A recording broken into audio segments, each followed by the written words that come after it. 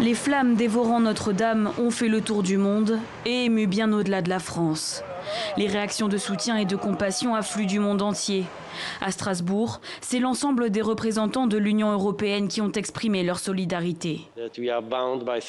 L'incendie de la cathédrale Notre-Dame nous a de nouveau fait prendre conscience que nous sommes liés par quelque chose de plus important et de plus profond que les traités. Notre-Dame, un symbole de la culture européenne touchée, comme le rappelle Angela Merkel à travers un tweet posté par son porte-parole. Outre-Atlantique aussi, le sort de ce monument a inquiété les personnalités politiques. Le président des États-Unis, Donald Trump, a commenté le terrible incendie. C'est l'un des plus grands trésors du monde. Si vous y pensez, c'est peut-être même plus grand que n'importe quel autre musée dans le monde, et ça brûle terriblement. On dirait que ça va s'effondrer. Sur les réseaux sociaux, son prédécesseur Barack Obama a adressé ses pensées au peuple français et évoqué la douleur de voir brûler l'un des plus grands trésors du monde.